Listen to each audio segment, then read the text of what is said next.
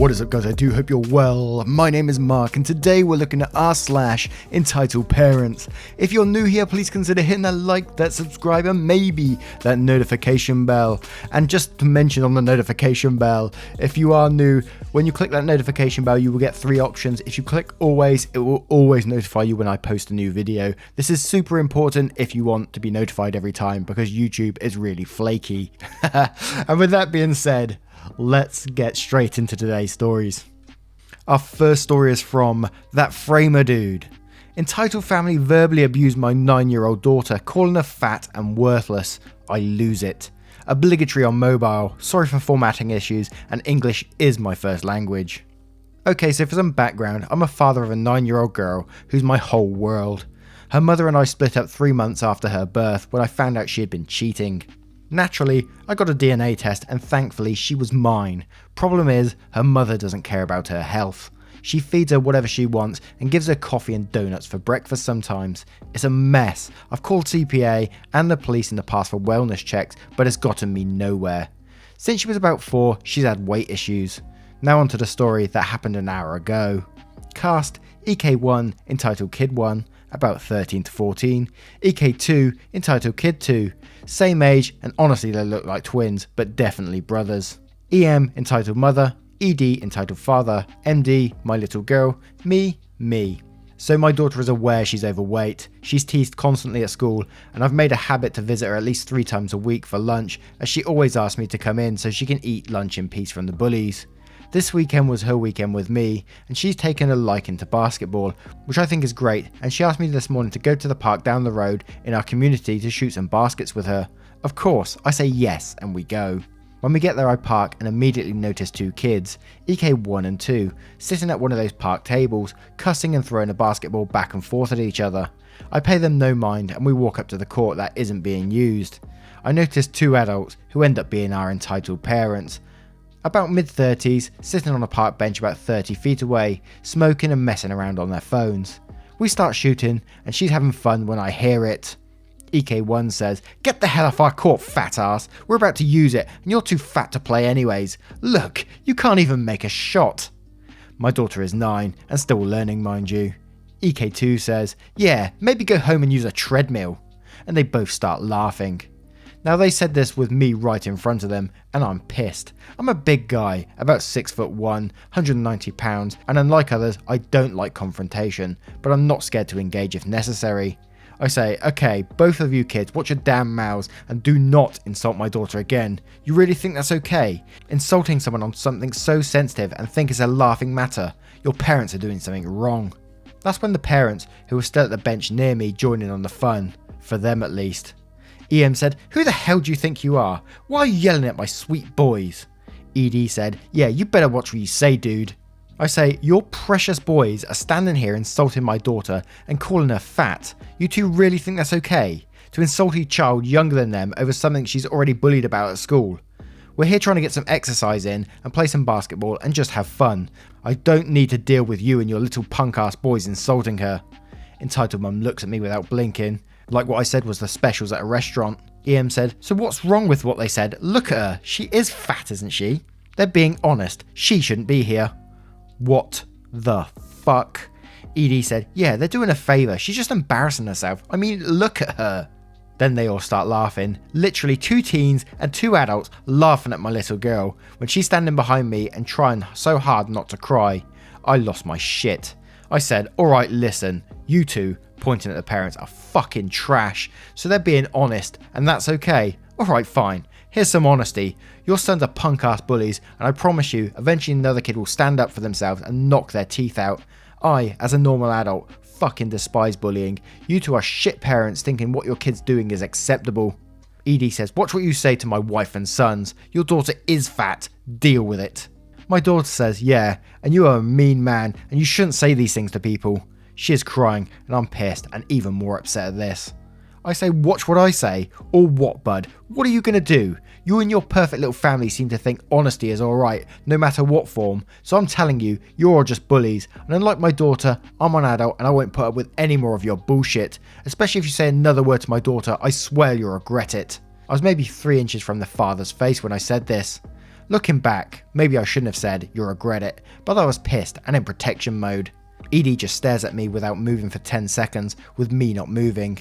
I said, we're not leaving, my daughter just want to have a fun day at the park and I won't tolerate another negative word said against her. Test me if you want. Edie and EM look at each other before finally EM scoffs. EK1 and EK2, let's go, we're going home. They begin walking away down the street towards the house. I'm watching them most of the way because I had a feeling they'd say something else, and I was right, sadly. When they were about 100 or feet so down the street, the dad yells, "Have fun with your fat daughter, punk," and they hurry their walk. I start running after them. I was done and not putting up with this anymore when I hear my daughter in a calm voice. She said, "Daddy, just leave them, now we can play alone." She's smiling now and I can tell she's right. She just wants to have this all over with. I say, "Alright sweetie, wanna play horse?" "Yeah, you go first, and thanks for sticking up for me, Daddy. I'm so sick of bullies." I say, "Always, hun, and I know. Don't worry, let's just have some fun, and I'll be there to help you when I can." And I give her a hug. We had a good time for the next hour shooting hoops, and then went home. Thanks for reading, guys, and don't put up with bullying.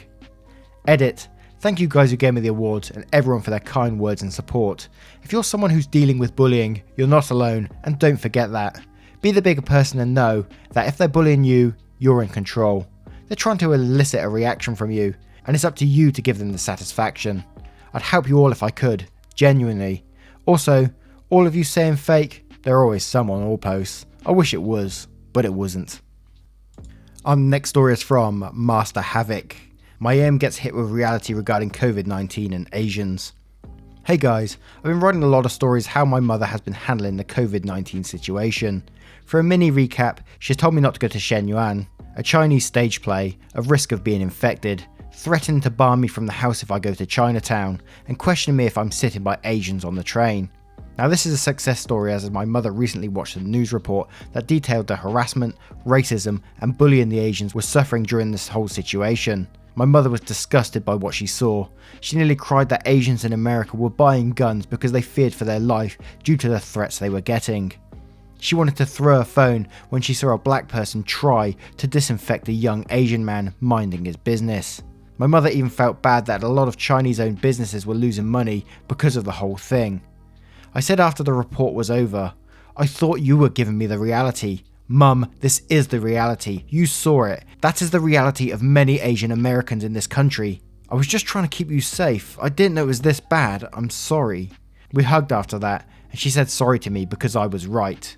She plans to have dinner with me and brother in Chinatown her next paycheck to help out.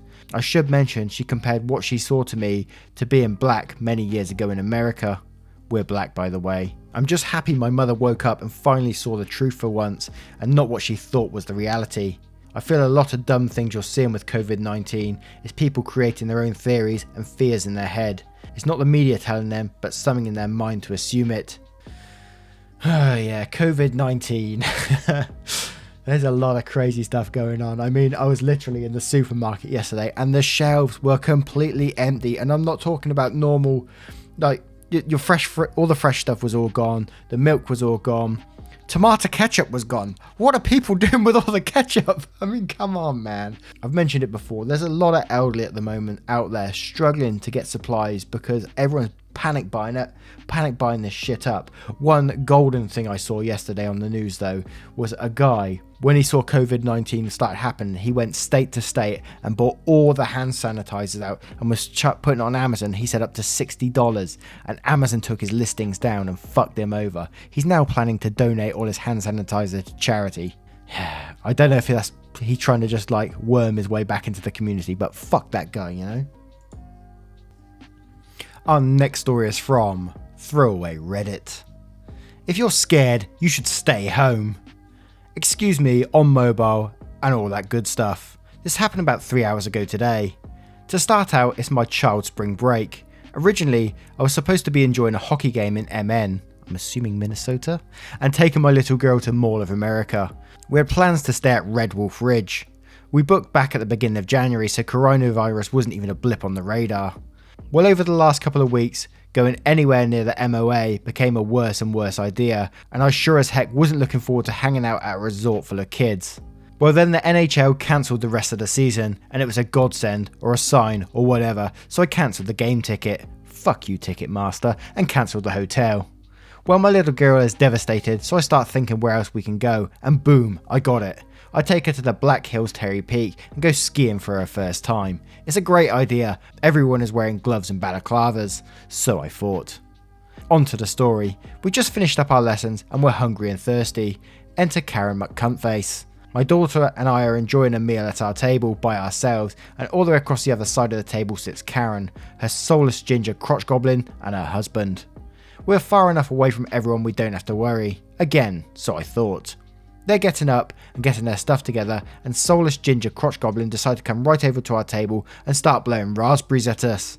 If you don't know what they are, it's basically just little particles of spit all over. I consider myself a very calm and friendly person. I jerked my tray away and I said very kindly with just a disappointment in my voice, "Please don't." To which Karen McCuntface grabs her kid's arm and gets between him and my table and assumes she chastised him in a low voice. It should have ended there. Karen McCuntface decides to ask me, "Are you good?" To which I again replied very calmly but disappointed, "Yeah, I'm good, you know, the times being what they are." Apparently trying to nicely let her know it wasn't for no reason was my mistake. Karen gets huffy and says, "Are you afraid?" "I'm not afraid. If you're afraid, you should just stay home." Well, I tried to be good, and I tried to keep this between us, as we're the only ones in earshot, but the sheer stupidity got me. Again, I'd like to say I remained calm, and I did a great job. I calmly but loudly said, "Let's pretend coronavirus, the flu and the common cold are all fake. Do you want me spitting in your food?" Stunned that anyone would talk to her like that, she shut up, at which point her husband, bowing his head in shame, grabbed her by her arm and little crotch goblin and gently tugged them away. I threw away my burger. I'd be really pissed if I had to throw away a burger. I'd want her to at least buy a new one. Oh god, yeah. I think I'd be pissed off if anyone's kids spat all over my food. I wouldn't be happy. Jesus. Our next story is from Warrell. "I'm sorry you can't order coffee, the place was just robbed." This happened a few years ago to my brother. After work every day he would go to the local coffee shop for a drink. This night he walked in and instantly had a shotgun shoved in his face. Turns out the place was in the middle of a robbery when he walked in, and there were 3 masked men with guns. One had his gun pointed at the girl at the register, probably barely 15, and the other 2 were at the doors. The guy told my brother to lay on the ground, and he smartly listened. The robbery itself went pretty smoothly, and was over pretty quickly. The guys left with all the money from the registers. The poor girl behind the register was, understandably, shaking like a leaf. In her stupor, she shakily asked the next person in line, Karen, can I help you?" Karen steps forward with her 2 kids in tow. She says, "Ugh, finally, we've been waiting here forever. Can I have a large 2 cream and 2 sprinkled donuts?" The manager steps forward and says, "Sorry, unfortunately we're not serving anything right now." Karen was clearly annoyed. "Ugh, why not?" The manager looks at her like her face was green. Because we just got robbed." Karen looks at him and sighs. "Oh yeah, I guess that's true." The police showed up after a bit and interviewed everyone. My brother overheard Karen talking about how bad everything was for her, how traumatized her poor kids will be. The police officer ended up giving her one of the trauma bears that they keep in their cars. She even got interviewed by the local newspaper about everything. My brother had to go to a different coffee shop, but luckily there is one on every corner here. What the hell? I'm surprised Karen wasn't going to say she's going to sue the place for not getting her coffee. Who robs a coffee shop though? Surely there's better places to rob. If you're going to rob somewhere, right? Anyway guys, a massive thank you for being here today. As I always say, the time out of your day really does mean the world to me. It's absolutely amazing. It blows my mind actually that you're still listening to me. I mean, I can't listen to myself. Thank you so much for being here. If you did enjoy today's stories, would you please consider hitting that like? It massively helps this channel out. Maybe subscribing as well if you want to hear more. And thank you once again. And I'll see you in the next one. Much love, guys.